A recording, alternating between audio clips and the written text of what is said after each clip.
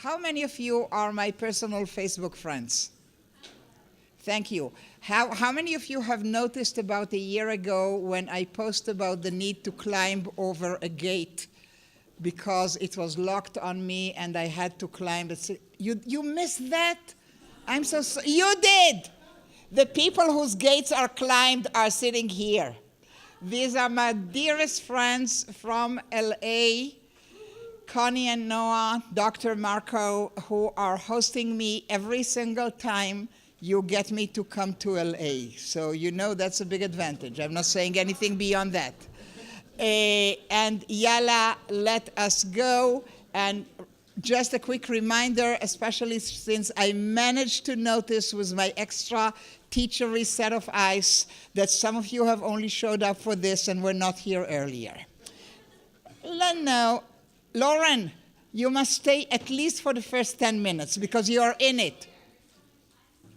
You have to. You have to. After that, you can go. I will not look. But for the first... chairs. There are a couple of chairs up here. Beseder. So let's review quickly the title. The main title you get given from Hartman, and this year is Derech Eretz, Building Character, Building a Society. And I, in my quest to find my own niche, my own venue, followed in the footsteps of the greatest Rabbi David Hartman, who when he made Aliyah to Israel in the 80s, wrote for us Israelis, I consider, you may have read it too, but we considered it ours, an amazing milestone article called Auschwitz or Sinai, challenging the Israeli ability, characteristic of drawing all our learning, all our who we are from Auschwitz. And he said, Rega, Chavirim. May have been earlier sources for who we are and for our identity building. So I do not have the greatness of David Hartman, Zichrono Livracha, so therefore I will go Auschwitz and Sinai. And I will draw, or show you rather, how Israelis poetically have drawn for two places. So far, so good? We are starting with the Amichai introduction, and I hope you all have source sheets. If you do not have that, that's your best opportunity to make friends with the person sitting next to you who does have a copy and share with them, okay? We are going to look at Amichai, who is a major poetic voice in Israel, and if you haven't heard me half a zillion times introduce him, Google it, all right? Do me a favor. Amichai had passed away in the year 2000. The poem we are reading comes from his last book, Open, Shut, Open. There is a different translation, Open, Close, Open, and it's both edition in Hebrew were small blue books, and Amichai in his greatness had amazingly creative poetry and no names or the dullest names for his poems. So normally we know them by the first lines and no titles. Beseder? And in this one I wanted mainly, not only but mainly, to look at the opening line. You mustn't show weakness and you've got to have a 10.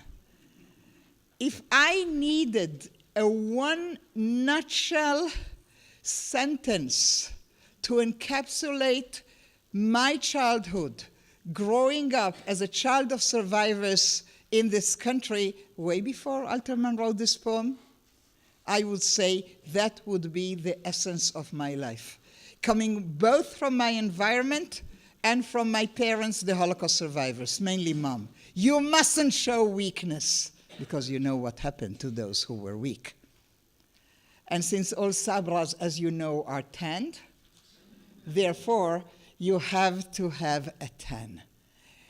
Challenge me to offer you a new session that I haven't created yet about Israeli young adult literature of the period and how all the protagonists are suntanned. That's a main characteristic. And there is this story about the child survivor who arrives to this country and he speaks Yiddish and he is pale and he has a hat and he hides bread. La la la la la la, fast forward, end of poem, great resolution.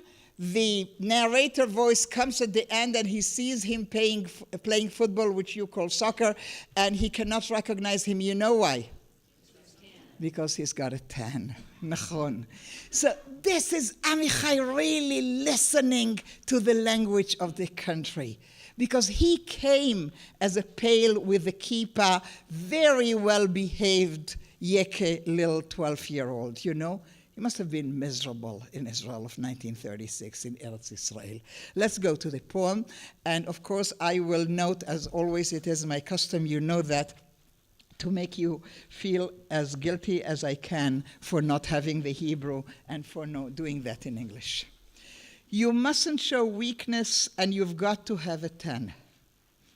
But sometimes I feel like the thin veils of Jewish women who faint at weddings and at Yom Kippur.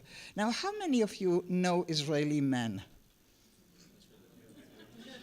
Can you think of one that you know, like my Yossi, who will come later? You can tell him that I said that. You know, parachutists and all that, paratroopers. Do you know an Israeli man who will describe himself as somebody who feels like women in veils at Yom Kippur or wedding? Do you know one Israeli like that, a man? No. But they just do not exist. How dare an Israeli man become this from that? And they are even in the back. You know, I could not think of a better graphic image than the Maurizio Gottlieb painting of Yom Kippur with the women half-veiled in the back.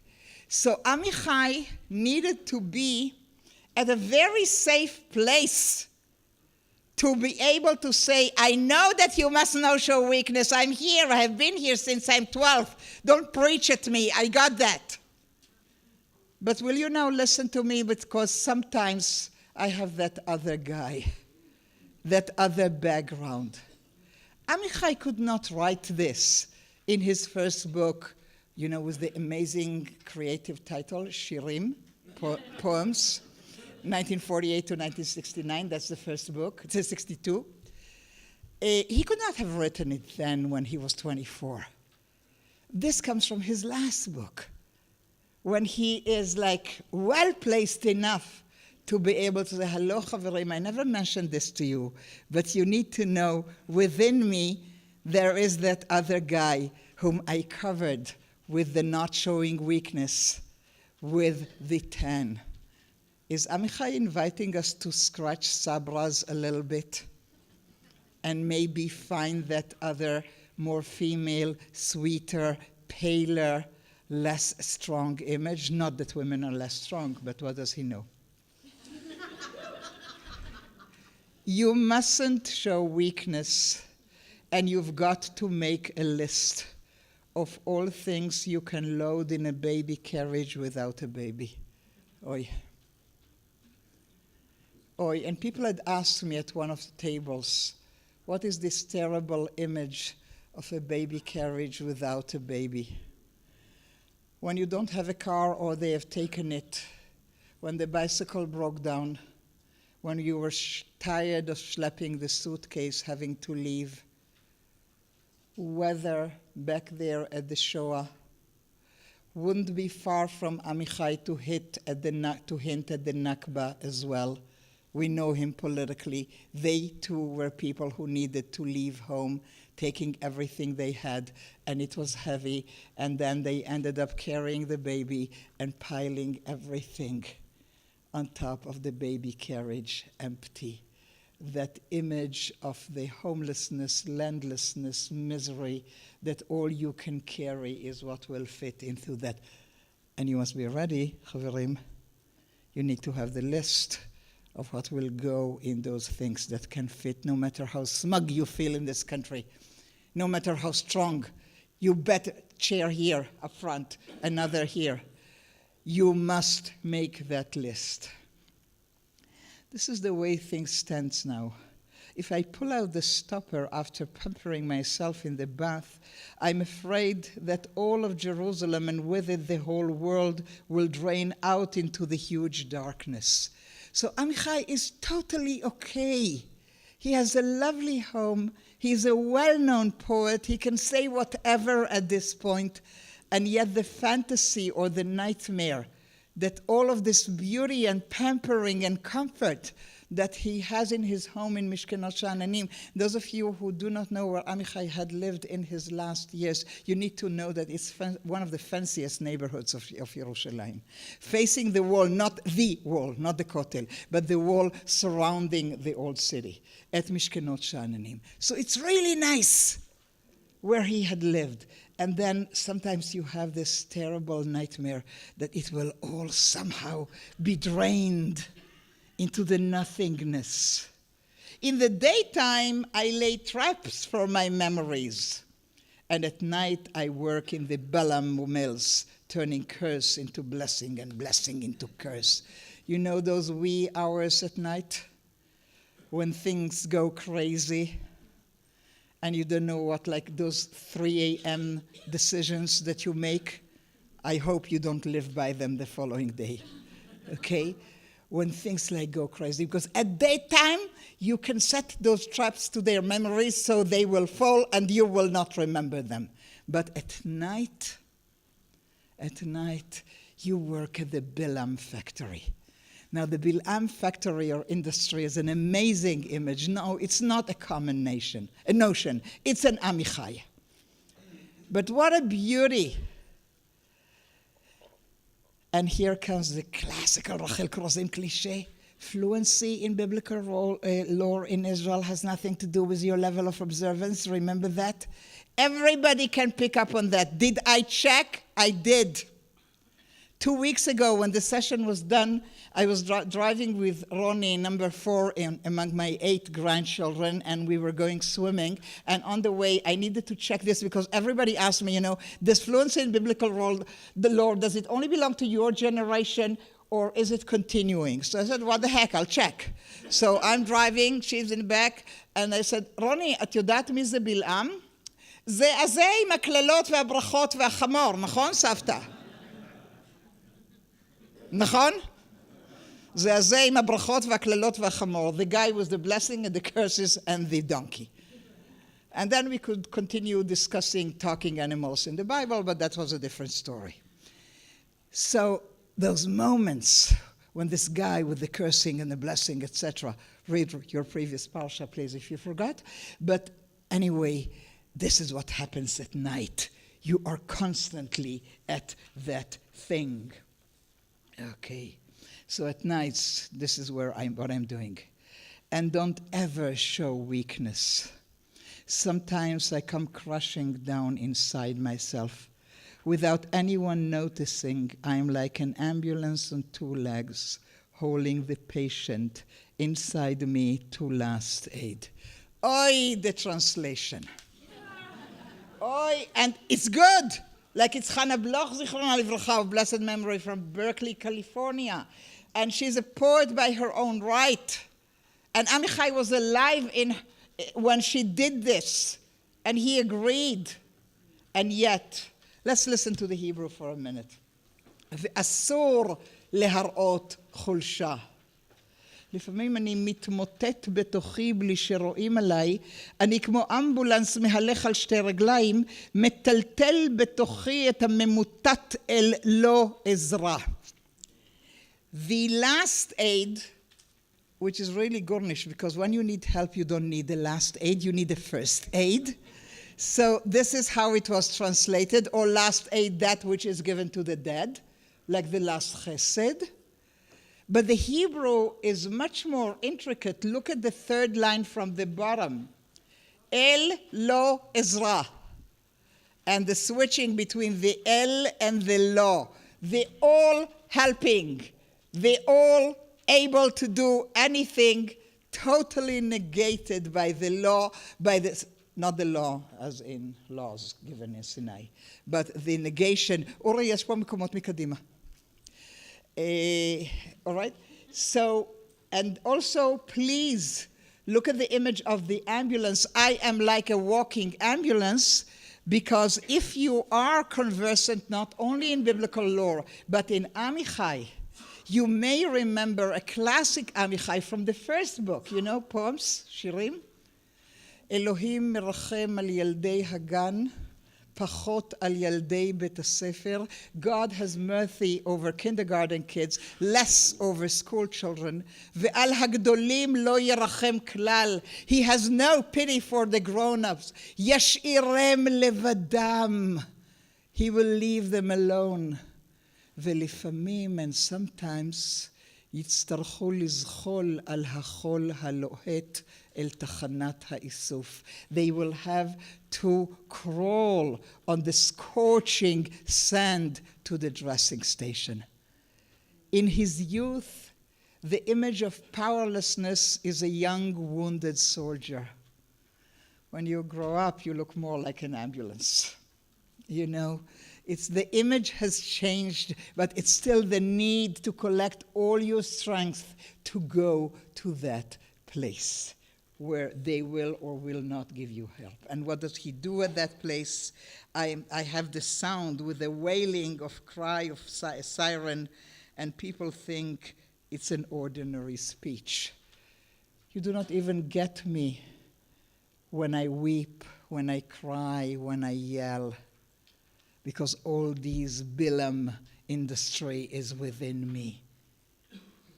I live in this country, I look strong, I have suntan, but underneath is that craziness that comes from those places. I'm not collecting questions and comments because this is the Hartman minhag, you know that. No done, come see me after lunch, we have time for that, for all the discussions. And now I need to tell you a story. And for that, we are going over the description of all that what we have covered. And I need to check. Lauren, are you here? Toda rabah. A few months ago, we are going to study together a poem by Uri Tzvi Grimberg. Those of you who have studied with me more than half a time may have an inkling of where I am on the ideological Israeli continuum. In case you have doubts about that, see me after class. Therefore, my normal go-to for poetry would be Amichai, Alterman, Leah Goldberg, Rachel, you know, this is where I go. People coming from that part of Israeli culture, we know Uri Tzvi Grimberg existed. And we know how great a poet he had been. But it's not our normal, regular go-to. And then you're sitting at home in front of your laptop, and there is this nice rabbi in Florida. I didn't really remember what she looked like, but she sounded nice over the email. And she is trying to fix with me a series of lectures for the RLI people. And we agreed on all that, and it's fine. And it's Erev Thanksgiving. Erev Thanksgiving, okay? And I get this email. Can you read it? Lauren, can you read it from afar?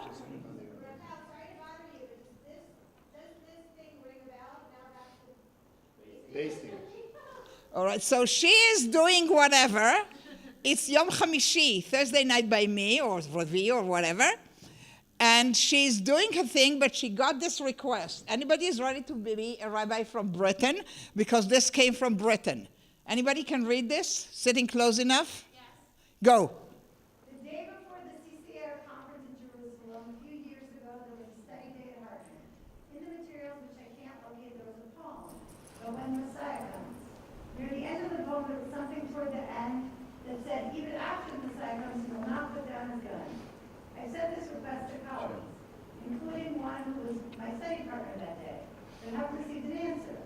I also rang Hartman earlier today, but got the voicemail and won't allow to leave a message. Can you please help? Okay, so England to Florida. She is doing her turkey. I get the email in Jerusalem. I haven't the foggiest idea. I'm trying, and Amichai, nothing rings a bell. It's not the correct answer. The woman in England says she knows me. She studied with me at Yad Vashem. All right, there are 3 people who do that. So Beseder, I have no inkling who she is, and then the next happens. Anybody can read. Go. You're not going to believe but it happened. While driving with my husband, listening to this radio program where the Ask a Celeb to read a poem for Shabbat, Dan Marguerite, he's in my congregation. Yeah. Journalist. He's on the radio all the time. Is reading Kodesh Kodashim Shel Uri. It is it. Son talking to mother. I'm going to look it up when I'm not in the car. Okay. And then comes the answer from England. Wow, that's amazing. Thank you so much.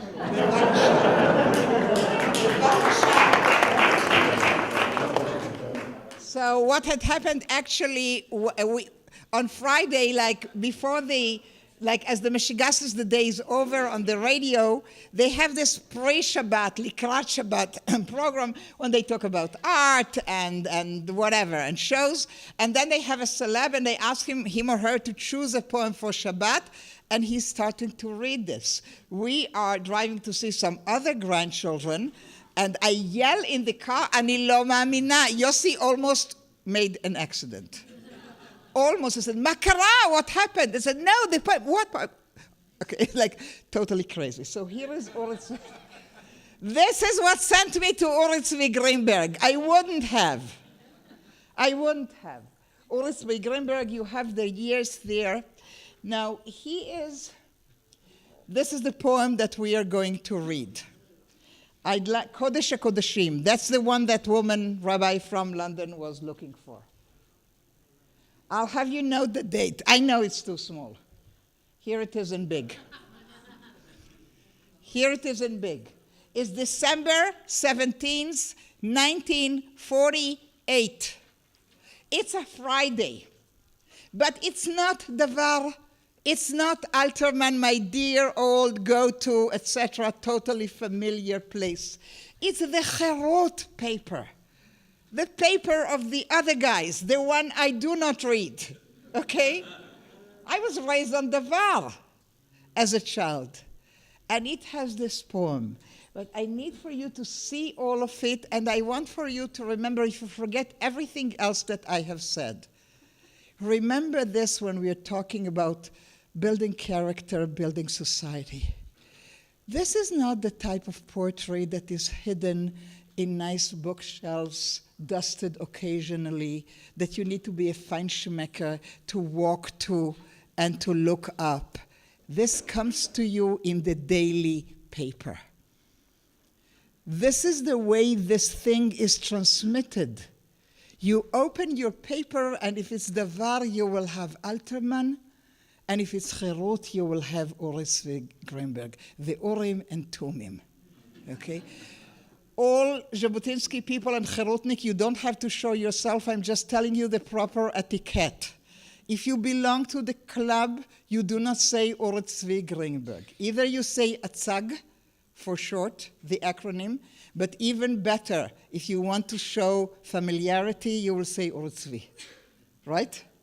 You will say Oretz. That will be enough. People will know. That's your belonging to the club kind of linguistic token. So we are going to all go to the club. Oretz Greenberg, born in Galicia, in the Austro-Hungarian Empire, but the eastern side, comes from a whole dynasty of Hasidic rabbis, fluent in Yiddish, makes Aliyah at an early age, and immediately is adopted, I'm not making a mistake, I'm not yet senile, into the socialist circle of modern Zionism in the second and the third Aliyah of the time. Berl Katzenelson, one of the secular rabbis of the labor movement, quoted Oretz Greenberg by heart. Ben-Gurion loved Oretz. But during what they call the events, the Me'ora'ot, the Arab riots of the 20s, he gets, how shall I say it politely, angry at the reaction of the left of center Zionist movement, Sochnot, Ben-Gurion, Haganah, etc., not being assertive enough, and he will leave the circles and go to the Etzel, which is created those days. Proper socialist response, cherem. I mean, aren't we all democratic and open to a multiplicity of voices? Only Uri Tzvi Grimberg we will not talk to anymore. He gets totally offended and leaves Israel and goes back home and goes to Warsaw and establishes a new paper in Yiddish. In Yiddish, which was his tongue, his language. Do you think I will not tell you? You honestly think I will not tell you? This is how you know me. Now, I need somebody who is able to read both Hebrew and Yiddish and sits close enough to see the title of this book and read it to us in Hebrew and Yiddish. Say it aloud.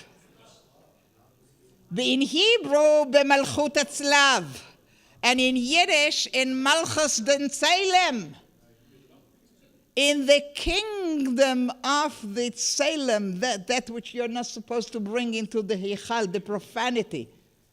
Okay? Uri Tzvi Grimberg, in the year 1923, I will have you notice, in Yiddish, later to be translated into Hebrew, writes the following. We don't have it in your text. This is just a pre. A good reader in English? All the others hold on to your seats and look at the date. Anybody? Come on, I need a good reader. Go, sir. Crucifix Kingdom by Uri Tzvi Greenberg.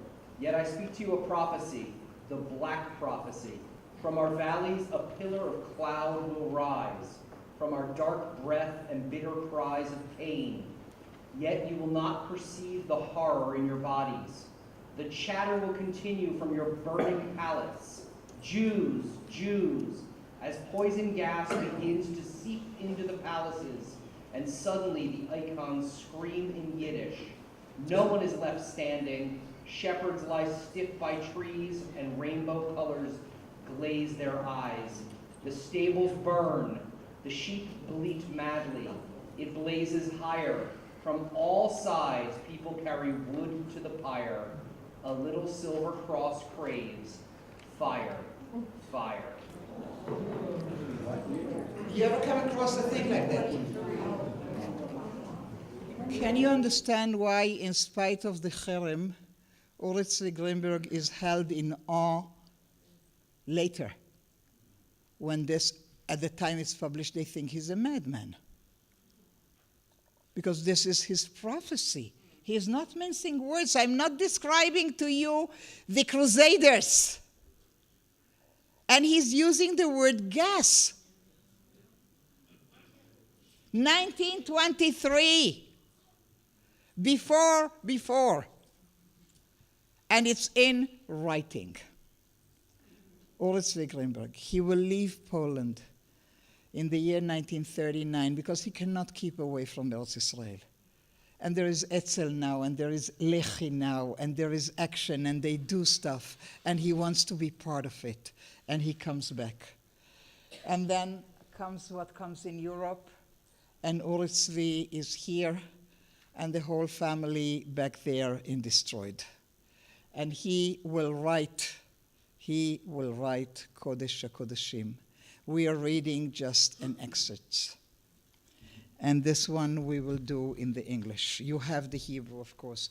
Please note, there is no official translation of Uri Tzvi Grimberg. This is mine. I make mistakes. I have typos. English is not my mother tongue. I just want for this to be accessible to you as much as I can. Email me at korazim@gmail.com all your suggestions for better translations. They will be incorporated. You are suffering, so in the future, others can learn better. At the last moment when the ice burst out and the blood started flowing and the body had dropped into my arms. Oy. How many times have we discussed what it must have felt to be in safety, away, when you knew your family was there and the letters stopped coming? And then you find out. You remember the date of publication? It's December 1948. The state was born, 6 months ago? We're still fighting the War of Independence. You want a reference? The Burma Road was opened the previous week. How do I know? Alterman writes about that in the Val, not about the Shoah. Uri Tzvi writes about the Shoah. Alterman writes about the brave guys opening the road to Yerushalayim. It's all in Eretz Israel. It's all at the same time. It's all this feeling of here we can do, there we were helpless. So the need to bridge and to imagine yourself as her body is dropping, to be standing there and catching the destroyed body of your mother in your own hands. And the body had dropped into my arms because I appeared there at the site of killing. And I had said, full of pity, mother, mother. The Hebrew is imi, imi. But I thought that the crying out to your mother is better said mother, mother, and not my mother, but maybe mom. She raised her head and placed it on my shoulder and said, my son, my son. She forgot it was Belzitz, the altar. And I said, yes, mother, yes, your son. Did you know, my son, the Goyim are killing me? I knew, mother. Blessed are you, my God, my son is alive. Now, one could have an hour of drash on this one. The wandering back at Eretz Israel, what were they thinking about us?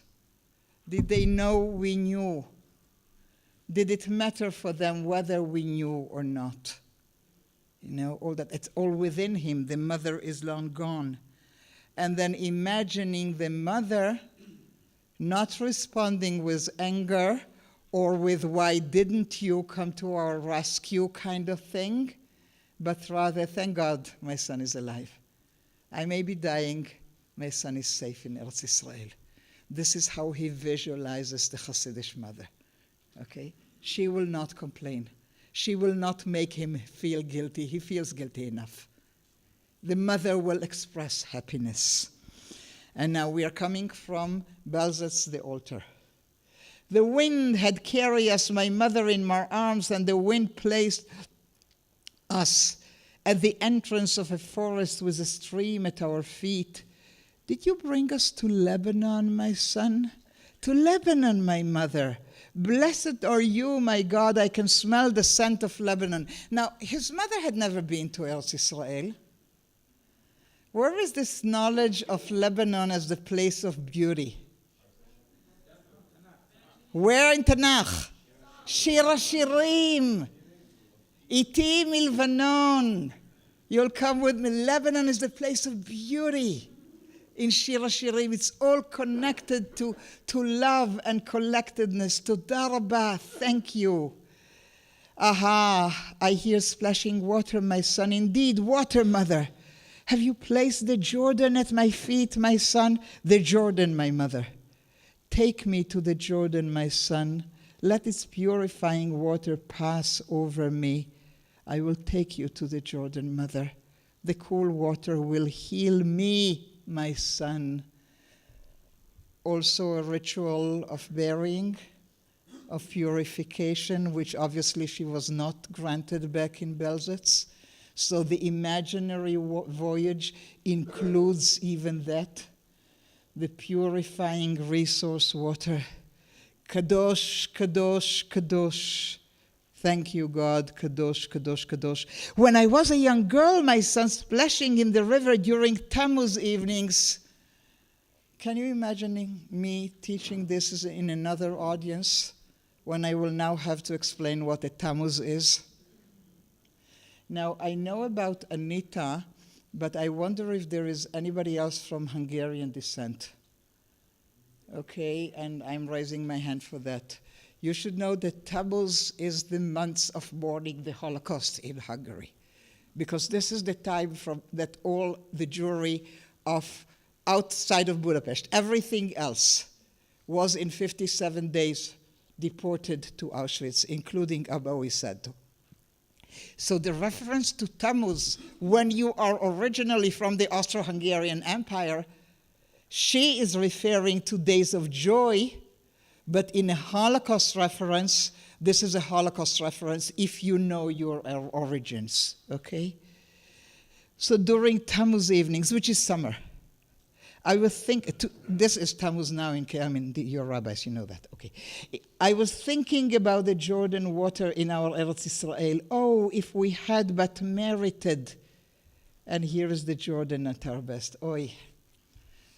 Remember, she's Orthodox. She's Hasidish. So therefore, we hadn't merited in time because Mashiach didn't come. And therefore, it was not okay for me to want to go. You went, my son, okay, I'm not arguing. But for me, from where I come from, I wish Mashiach had come in good time to take us there, but we haven't merited. Yes, my mother, the wind is upon us, waves rolling and light touching. Is it evening, my son? Evening tide, mother, stars and noon upon us, upon you too, stars and noon, my son. Yes, mother.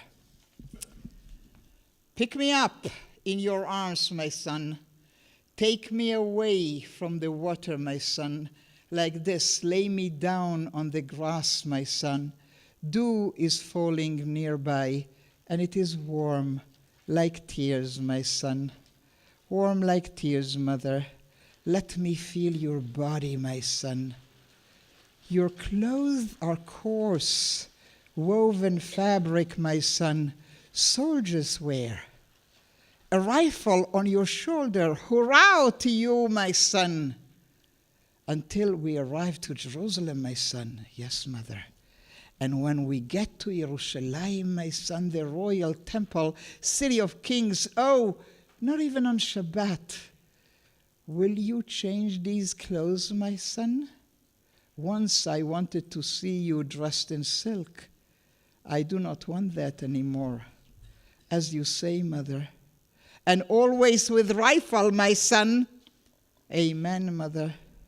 And even when the Goel, I left the Hebrew, because Savior is so Christian. And even when the Goel comes and people will beat their swords into plowshares, and they would throw their guns into the fire, not you. No, my son, not you. No, mother. In case the Goyim rise again and amass iron. Should they rise once more, and we shall not be ready as we were not ready till now. Your words are holy, mother. Let me now fall asleep in your arms, my son. A night with my son and God on River Jordan. God is with us on River Jordan, mother. The Jordan flows to the end of the roads. Blessed he who reaches its shores alive. The secret of our tears are in it. The strength of eternity. It is the word of Selah. Hear, my son, forever, my mother. How do they say in all those American movies that we like to watch? I rest my case. From the heart, I will not mince my words. From the heart of militant Israel of the time, to the generations that will come, comes the cry, on the day the road to Jerusalem is open finally during the War of Independence. Do not for a minute believe that this is temporary. Do not for a minute believe that a time will come to put your gun down, to change your clothing. How do I know that? Because the 6 million, including my mom, had told me. We were not prepared. They did unto us. It will never, never, ever happen again. I do not need to go any further ideologically and politically for you to understand how this message is incorporated into the Israeli culture. How much of it is learned as the Derech Eretz of this country. And if you think that this will be picked up only by people from that particular ideology, all you need to know is to turn your page. Because on the next page is a poem by a less known poet. Normally, he would sit in this room. Our friend, the Reform rabbi from Carmiel, now retired, emeritus, Gil Nativ, with whom I was fortunate enough to go to high school together. And Gil could not make it. I explained it earlier this morning because one of his daughters is finishing a dissertation and he and his wife went to babysit until she does that somewhere in America. But I got his permission to use that. Gil must have shared with you, I think last year when we dealt with the anniversary of the Six-Day War, his experiences of being among the paratroopers who had liberated the old city.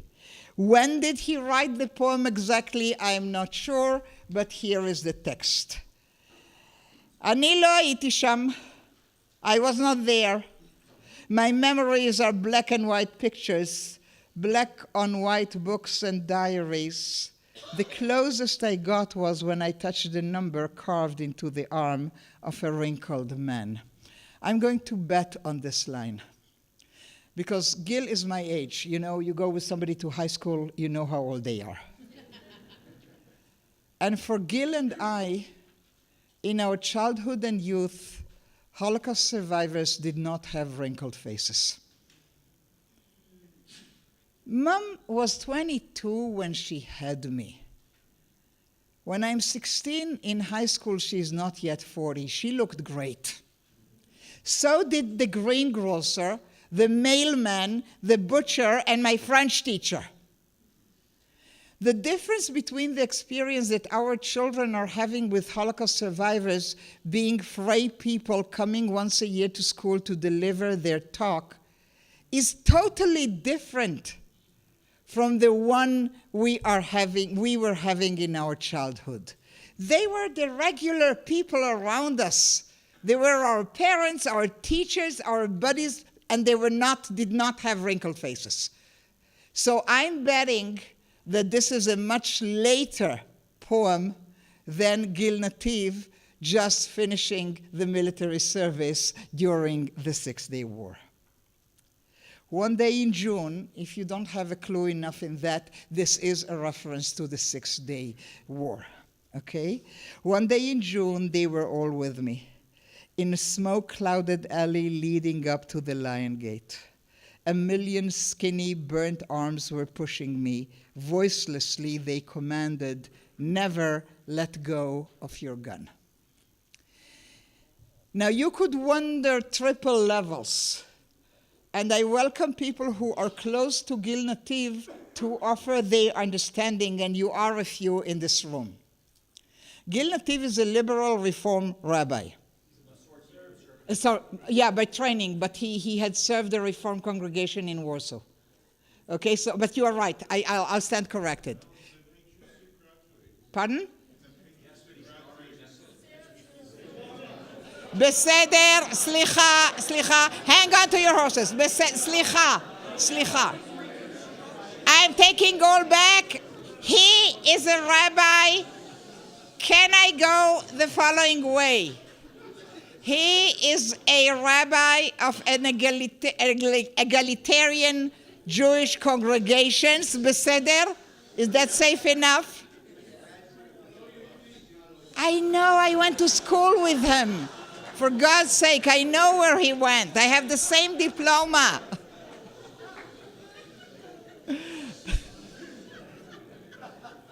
Would he be the type of person reading Uri Tzvi Greenberg? That's my question. Yes?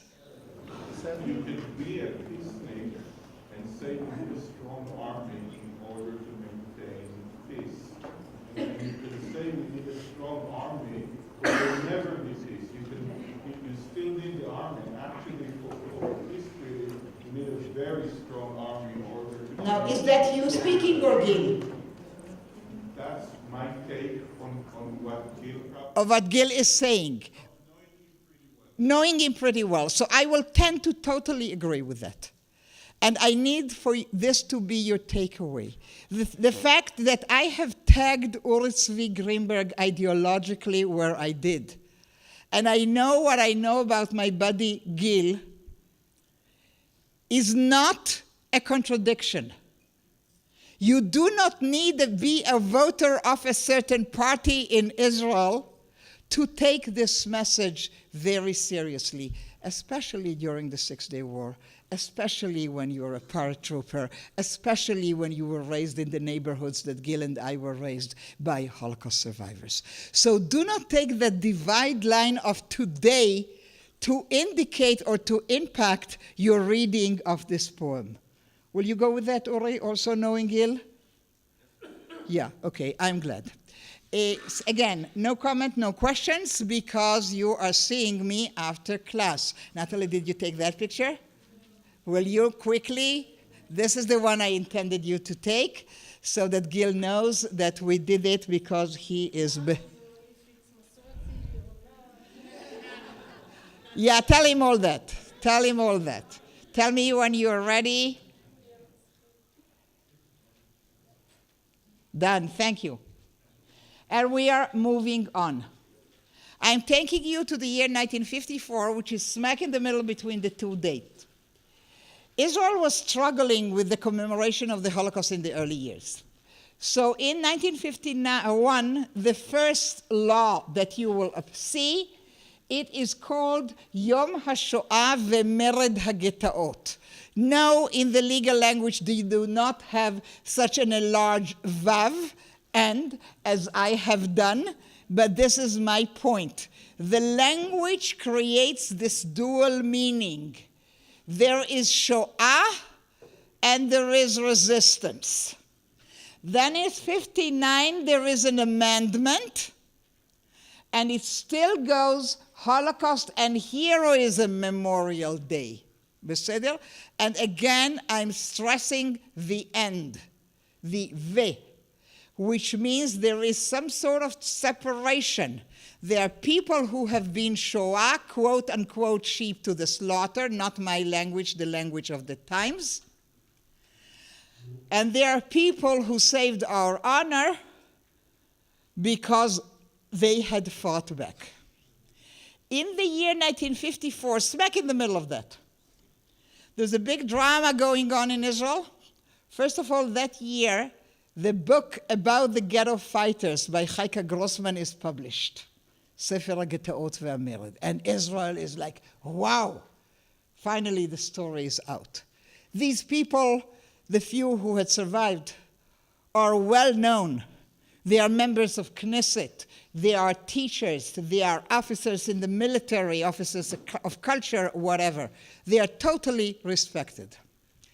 While that is going on, there is the Kastner trial, when a Jew is actually taking somebody else to court, but it ends up being his trial, and he is accused of having collaborated with the Nazis. And there's a trial going on, and he is portrayed during the trial as somebody, quote unquote, 6 times, not my language, who had sold his soul to the devil for collaborating with the Nazis. Don't you dare ask me about the Kastner trial, because that's a different session. I teach about the Kastner trial. Alterman is appalled by what is happening, and he calls upon to stop making that difference with a poem. Reaction to which you are not called upon to read this, but please read the English. I'm calling for a reader who can see the English. Yes, ma'am. As long as our voice is heard in this country, we shall raise our words against the obscuring of the difference between the two roads, the one faithful to the end and the struggle on one side, and the one of surrender, abandoned, and turning in on the other. We shall oppose the simplification that sees just straight lines of black and white. Having said that we shall rise against the attempt to destroy the barrier that separates between purity and defilement, between heroism and cowardice, between loyalty and betrayal. Moshe Carmel is a member of the Knesset at the time. for one of the socialist parties, not Mapai. I think he's Achdut Avoda. Okay? And they are out and out against Alterman, who had called for stopping to make the difference between those who fought and those who survived or didn't survive or died or tried differently. And he calls upon him the anger of the whole country. How dare you? The heroes were pure. These others went like cattle. The heroes kept our name. The others are really a shame to us. And never will he let the difference be blurred. What had Alterman said that calls upon Israeli society to try and get a different lesson from the Shoah? Let us go to the poem again, not all of it. The Day of Commemoration and the Rebels. Need I tell you that this too had appeared in a paper on a Friday on a 7th column by Nathan Alterman in the year 1954. And on the Day of Remembrance, the fighters and rebels have said. So first of all, Alterman is taking upon himself a classical literary custom format. I'm going to talk to you about this separation, but the voice you are hearing is not my voice. I am now taking the responsibility to speak for the rebels, for the Mordim. In case you're doubtful, these are not the fighters of the War of Independence or the Sinai campaign.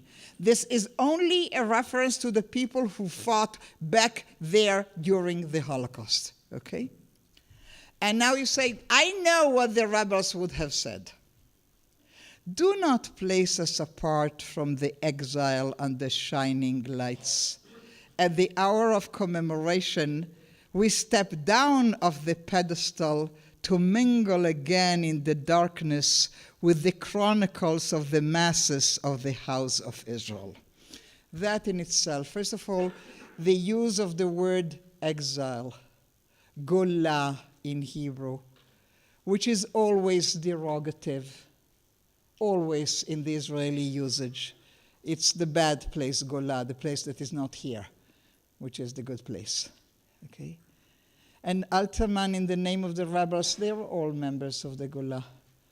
And they say, do not put us on shining lights and whatever. On this very day, we do not want to be put on pedestals. On the contrary, we want to step down of the pedestal you have placed us on and mingle with the rest of Bet Israel. Now, you can say a zillion things about Alterman, and I do. He is not an observant man. He is not a name for whom the usage of very typically Jewish expressions is his common way of expressing himself. But in this poem, he does. He really wants to touch everybody, and the image to see Bet Yisrael as a collective without making distinction, it's something that many will recognize. The fighters and the rebels have said the day of witnessing, its main and true image is not a barricaded stronghold aflame, neither is it the image of a young man and a girl who came out to assault or die. Oi! Oi! And the mavens are laughing. Of course, Alterman. Alterman is saying here, Chaverim, I gave you the image of bravery, of a young man and a young girl stepping out in front of the nation. Will you put it aside? It has nothing to do with Shoah. We will read that next week on Yom HaZikaron for the soldiers. Today is different. Do not build those barricades. They are not the emblem of the day. The few fighters are not its symbols. And for Alterman to do that, it's like, wow. Because he is giving his own Magasha Kesef as atonement. I created this image, I will withdraw it now. It's not what I meant, not for this, okay? such as in the classical images of world revolt eternally burning. No, this is not the source of the period. Do not crown it with battle flags, to see only in them its essence, its redemptions, and its justification. The fighters and rebels have said, we are part of many people, part of its honor and bravery, and its stifled deep weeping. We are part of the time with no brother, a time that rejects the monotony of high phrases, nor does it stand open-faced among common symbols. Those who fell with their arms in their hands perhaps will not accept the mechitza between them and their dying communities, all the way to some leaders and dealers. Chaverim, stop this. Take away the mechitza. They didn't want it. They were part of the people. They were part of the weeping. They were part of the head bowing. Sometimes they moved between one group and the other depending on the role. And again, using of a term which is totally not Alterman, mechitza, you know? It comes from the language of synagogue. That's not Alterman language, and still he wants to use as strong as imagery as he can to ask for his audiences not to travel that way. And look at the last line, and by that I mean the innocent and the dying communities, all the way to some leaders and dealers. This is Kastner. Don't you dare judge those people in their leadership decisions. Who are you to pass judgment? What do you know what transpired there? I include everybody. We are not in a position to place a mechitza between blood and blood. We who have seen the time in its scariest and darkest, we who have seen its bravery with so many faces never seen before, we are the lightning that cuts through its sky, but we shall not rise in its midst as a masked statue. The rebels refuse to be an emblem. They refuse to be made a statue of. We have been part of that. We shall not go your way. Of a smattering who hold the greatness of the period soul, for it is stamped by the battle seal. Therefore we, the fighters and the uprisers, say the essence of the day is not just that which is highlighted by speeches and writings by our brothers. Bevakasha. I will not have these speeches anymore at the ceremonies. I cannot stand them. Stop these platitudes. It's not the essence of the day, because everybody in our childhood was talking about the example of the fighters who had given us, the message to go on fighting. And Alterman courageously facing the majority of Israel, saying, Lo yehe chelki imachem. I am not going to be part of that lesson. So in the midst of Israel going left, right, and center, all in the Ulrich Zvi Greenberg way, here is an Alterman voice that said, Rega, hold your horses, not so fast. By taking this as the only image and lesson of the day, what are you doing of all the others? How could you? You'll finish this as your homework. I'll see you after class when I see you, and we continue. This is 54. Obviously, you can see from the Hebrew that is photocopied from the 7th column. In the year 1961, we are in a different position. Our best guys from the Mossad had located and kidnapped from Argentina Adolf Eichmann. And he is brought to Israel, and the trial is going to go on, and it will happen in Yerushalayim, in Beit Ha'am, and the whole of Israel and the world is holding their breath. And a lot of the literature that we are following will use that moment as the divide line, if you wish, between before and after the Eichmann trial. Sitting for the Moshe Carmel paper is a young newspaperman. Not so young. He was born in 23. This is 61. You can do your math. Okay? He's sitting for La Mirchav. That paper from Moshe Carmel, the one who were angry at Alterman 7 years ago. Okay? You cannot be more Palmachnik than Chaim Guri. If you ever had a session about the Palmach, if you go to the museum, all the music there is Chaim Guri poems. Okay?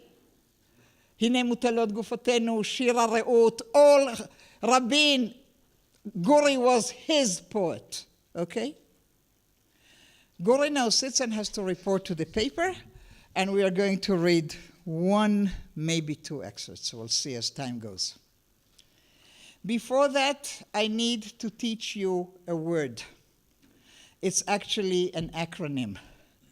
The Hebrew acronym is Nun Chet Lamed, which will mean Nachal, which as a regular word would be a river or a stream rather, but it's an acronym and it stands for Noar Chalutzi Lochem. Combatant, pioneering youth. This is a major unit in the army. They were known to have done part of their service creating new, I'm very careful now with the word, but old-time meaning of the word settlement.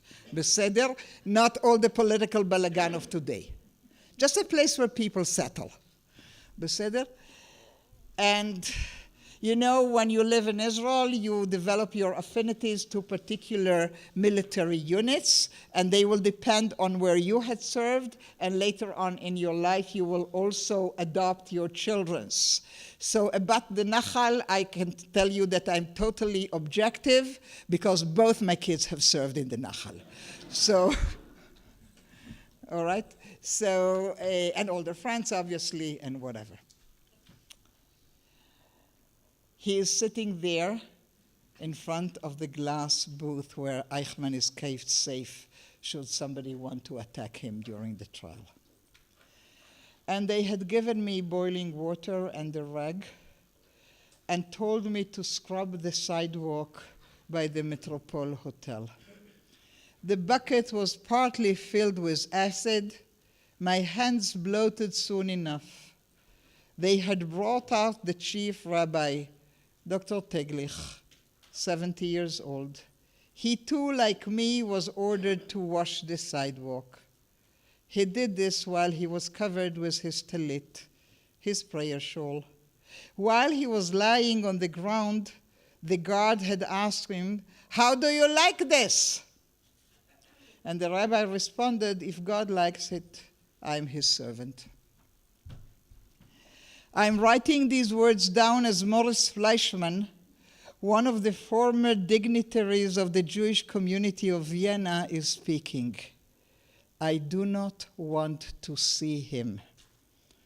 Can you understand the Gori, the Palmachnik, seeing this guy giving this testimony about miserable Jews obeying to Nazi orders, scrubbing the floor of the pavement?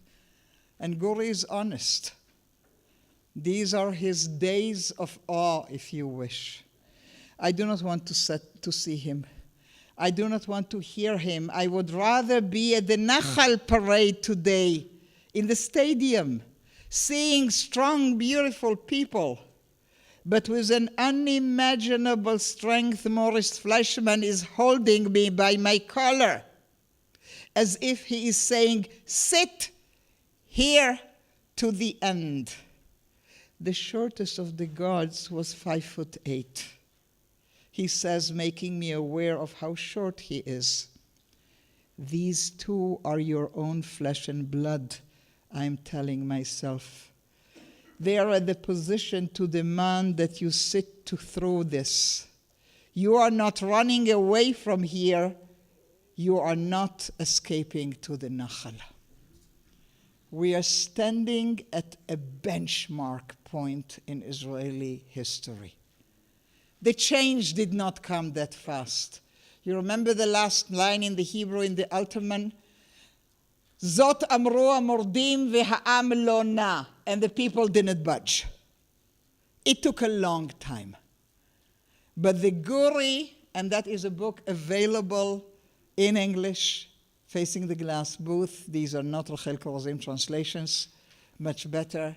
And you are more than invited to start following this route that Guri is tracing for us that day, the need to incorporate the miserable Holocaust survivor, short-looking, probably, I don't know what, guy into my people. If you go to your page 11, I'm thinking, if we open a new page, we should open it with us. The next page of the Guri. Have you got it? All right. If we open a new page, we should open it within us. It's not the survivors that need to change. It's us. We now see things differently. We have created a day of commemoration for the Holocaust and the heroism. Thus, we have subtly separated between them as if we had made them stand one facing the other, as complementing one another but different from each other. We are ashamed of the Holocaust as one is ashamed of a terrible, blatant defect. And we have embraced heroism to our heart as a privilege, a vestige of pride, the privilege to hold one's head high. So here is Guri evolving, if you wish. And then years go by, many, to the year 2015.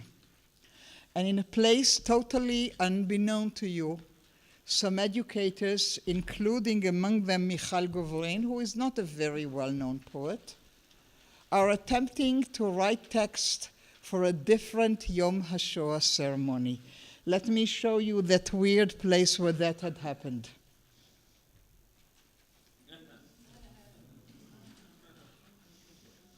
Anybody doesn't recognize? Should I spell it out?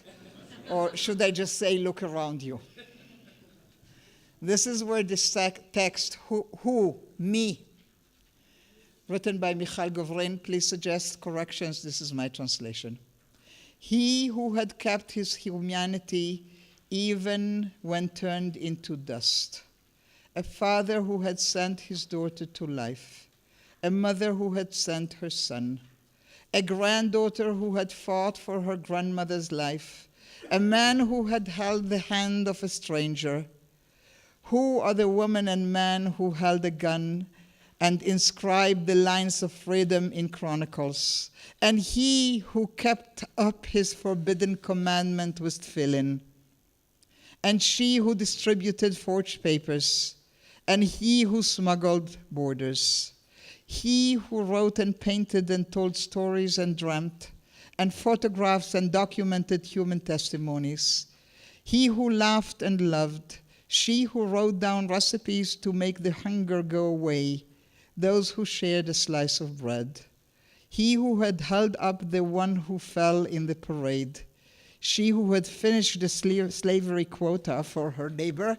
This specifically is my mother, who was trained as a seamstress before, and when doing slave labor for the Nazis, there were other women next to her who pretended to have been seamstresses. And she and a few other seamstresses worked double and triple to finish the quota for the others so they can live.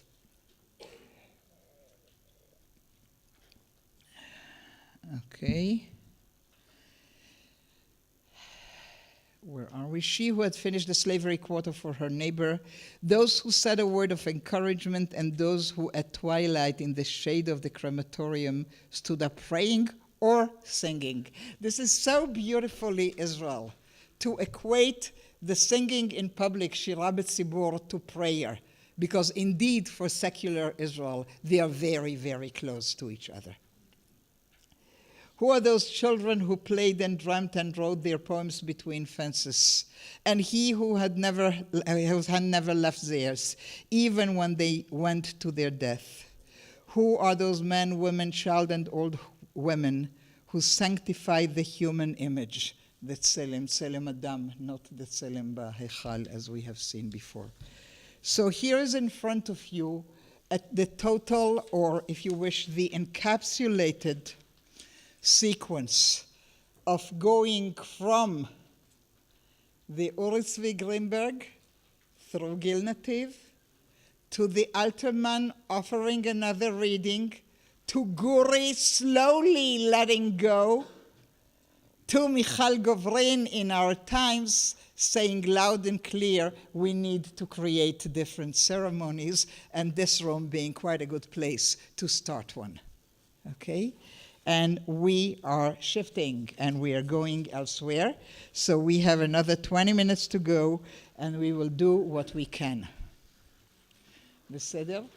So we are now completing that equation of messages from Auschwitz and messages from Sinai, and we will try to start looking at the way Israeli poets are suggesting learning who to be and what to become, building character, building society, out of Tanakh, but with a totally different reading. So we will start with Avi Haya Elohim by Yehuda Amichai. Avi Haya Elohim velo yada, hu natan li. Go just with this first line. My father was God and didn't know it, he gave me. Because the whole idea of Torah is the matan Torah. So Torah was given, but in my case, Abba Natan. This is a second Matan Torah, if you wish. The Torah you got from your father.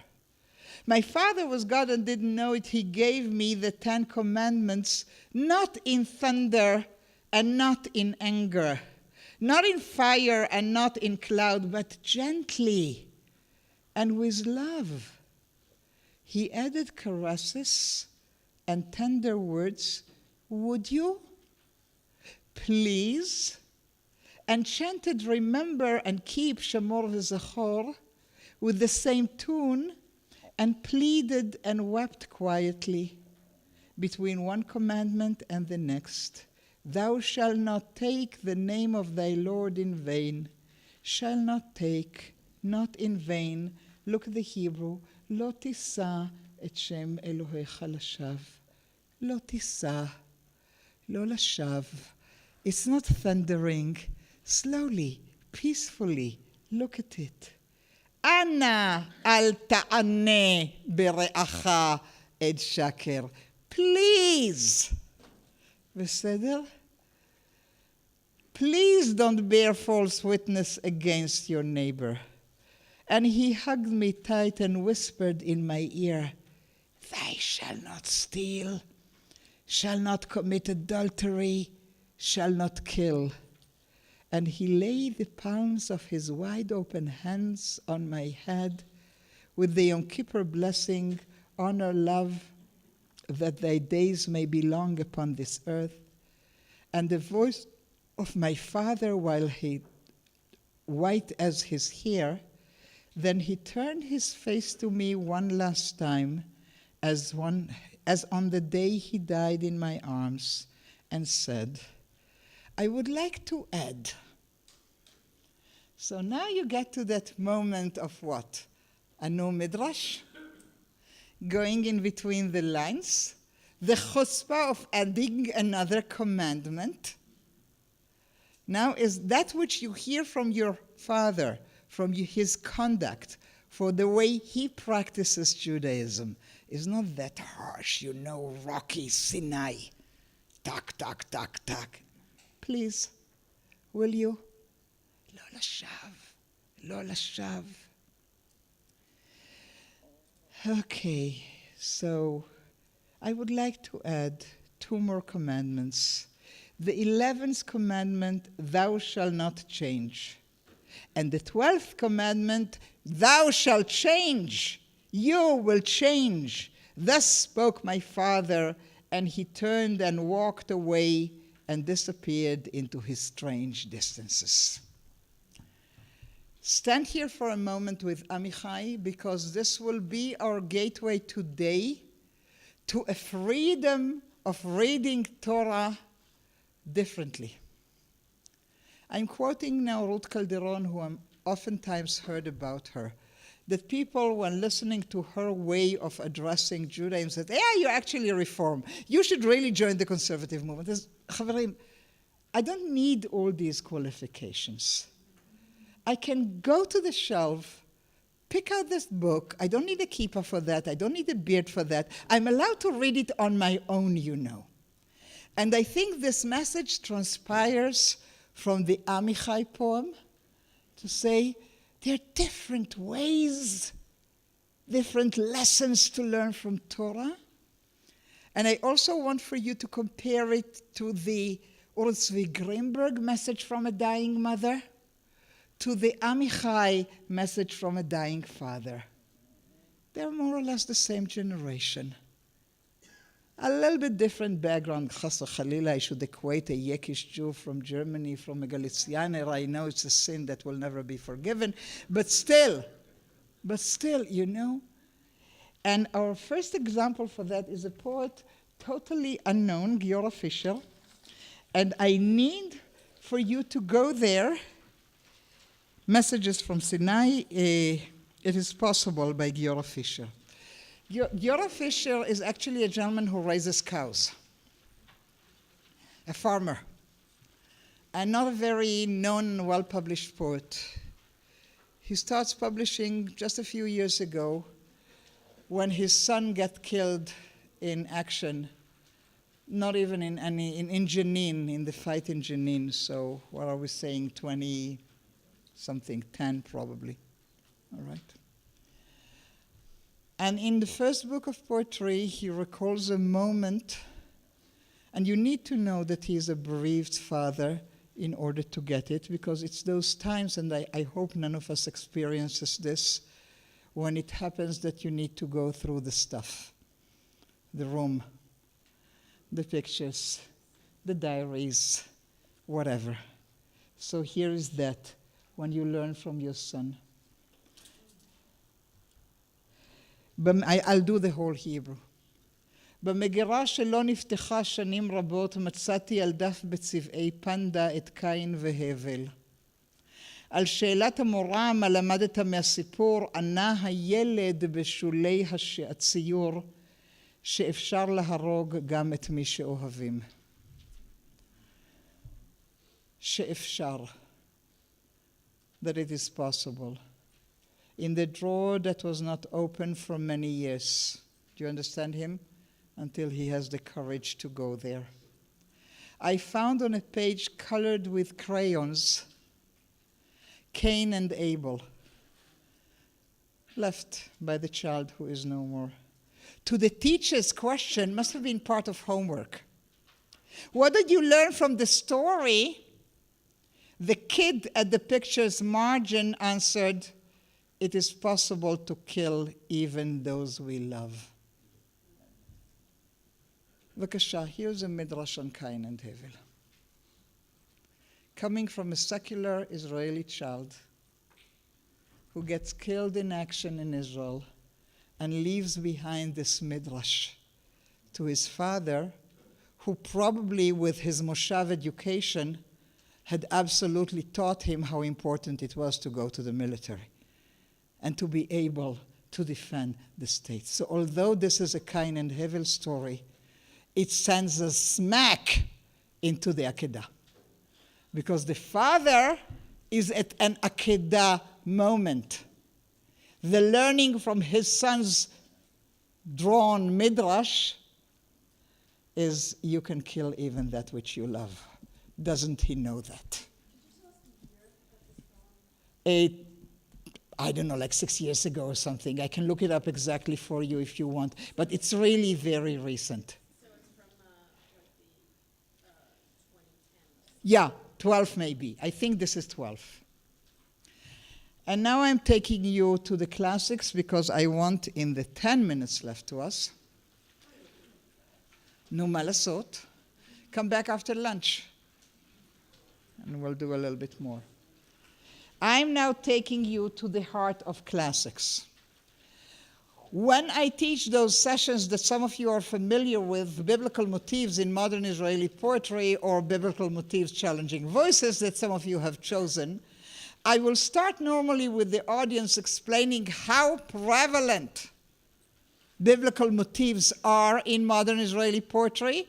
And then I would ask the audience, mainly outside of Israel, so what do you think is the biblical story most frequently coming up in modern Israeli biblical motifs poetry? And they will tell me, don't tell me what you think. Tell me what your congregants would tell me. I wonder if you can guess. David and Goliath? First of all, you don't get the fact that most of the people who come to literature sessions are women. Right? And therefore, number one, Ruth. They love Ruth.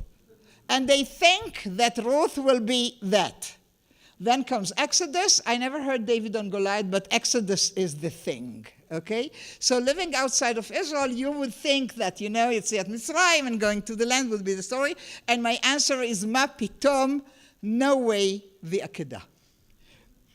So much so that in a main square in Tel Aviv, this is like facing the Tel Aviv Art Museum. Also my reason to bring it to tell you that there are important cultural places outside of the Holy Triangle. And some of us live there, You take the bus away from Kol HaNeshama and Hartman and that, and there is Jewish life. And smack in the middle of it, there is a very famous Akedah sculpture by Kadishman, okay? You need to go there once to see it. It is customary every few dozen years to publish in Israel an anthology of the relevant biblical motifs poetry. And this one was published in 2004. And it's called Lanetzach Anagnech, I shall sing your music or your tune forever. It in itself is a quote from Alterman, but we are not going there. And the woman who did this, I met her personally, and I asked her, so when did you start collecting from? Like, what's the earliest poem? She said, very simple, when the last anthology ended. Okay? And since this was published in 2004, and we are where we are, I'm thinking in a few years a new one is coming. Now, it has a cover page, as you can see, all books do. And on the cover page, which is the most important thing, you will see a quote. And that is the quote from the poem we are reading, which for me is to suggest that this I like the iconic biblical motif poem in Israel because the editor had put it smack on the cover page of this most recent anthology that we have of biblical motifs. This one is easy, I can do it by heart. It's from the 50s, in case you were wondering. Ha'ayil ba acharon, ve'lo yada Avraham ki hu meshiv al she'elat hayed. Hang on for a minute. You all know the Akedah. It's back there in Beersheba where it starts. Kach et bincha, well, I have more than one. Et yechidcha, each one of them is single to his mom. Asher ahavta, I love them both. You've done this rush more than once. Asher ahavta, and finally, et Yitzchak. And then they have to saddle up, and then they schlep for 3 days from Beersheba to Mount Moriah. And the Bible is very explicit, Tanakh is very explicit on what happens on those 3 days. What does it say? Nothing. Exactly. And then lots of place for Midrash. And then it says that amazing sentence. Uvayom hashlishi vayisa Avraham et einav vayar et har Moriah. And on the 3rd day, Avraham had lifted his eyes and saw Mount Moriah, by virtue of which you know where his eyes have been all the rest of the time. Tanakh is magic by omission. Uvayom hashlishi. And then they come to the bottom of the hill, and the Chevra are asking, so you stay here, and I will, with the donkeys and whatever, and I will go with my son to offer our sacrifice. And he is lying. And we will come back. That was not his intention, or was it? And then they schlep up, and Yitzchak will ask once, and then he will ask once more, and then he ties him, and then and Guru is not interested in all of that. Ha'ayil ba acharon. The ram came last. Like, that's already the solution. The cavalry had arrived. No, says Gori. This is where our drama starts. This is where it never ended at this point. Ha'ayil ba acharon. Velo yada Avraham. כי הוא משיב על שאלת הילד ראשית עונו בעת יומו הרב. And Avraham did not know that he came in answer to the boy's request, his first thanks at the time of his wedding day. So Chaim Guri is visualizing that as they are schlepping up the mountain, unbeknown to Avraham, velo yada, Avraham didn't know that Yitzchak is having a conversation with God. Please don't let him do that. Please don't let him do that. Okay? And Abraham doesn't even know that Yitzchak has this kav yashir, that direct conversation with God. He didn't know that. This is why the ram came. Now we know. The old man raised his head when he saw that he was not dreaming, and the angel stood with the knife falling from his hand. And whole Hebrew speakers, how do you say knife in Hebrew? Okay, please be aware of the fact that the word ma'achelet appears only once in text. So any reference to the word ma'achelet, that particular knife on that day, and only that, is enough to bring all the associations. And he drops it. And the Hebrew goes, nashra, like your hair drops, like leaves from the tree, an act that you cannot control. Okay. The child, freed of his bonds, saw his father's back. Yitzchak, it is said, was not offered as a sacrifice. He lived a very long time, seeing the good until the light of his eyes dimmed. But he bequeathed that hour to his descendants. They were born with a knife in their heart. אבל את השעה ההיא הוריש לצאצאיו הם נולדים ומאכלת בליבם. And the poem is called Yerusha. This is our inheritance, the knife in our hearts. I cannot count the number of times I've been reading this with audiences, even in Hungarian. Somebody did a beautiful translation for me in Poland through translation because I don't speak the language. But this is the crux of the matter. And from here will start the Israeli midrashim on this particular one. And I brought you an Amichai and an Aleph Eli and Yehudit Kafri. And the time is 12:29. I want to read one, not address it. Just read it. I'm going to see a show of hands for the Amichai. Show of hands for Yehudit Kafri. Show of hands for Aleph Eli.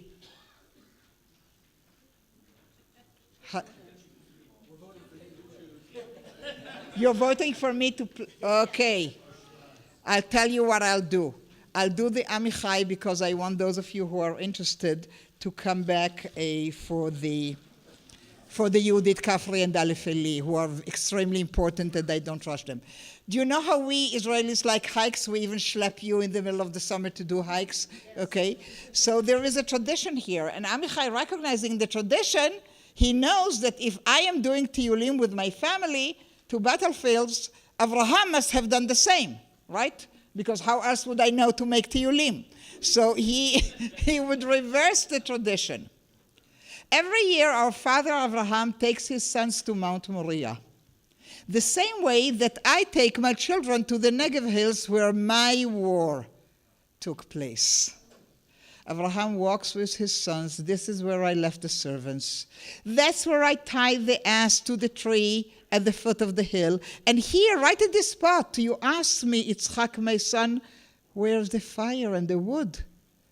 But here's the fire and the wood, but where is the lamb for the sacrifice?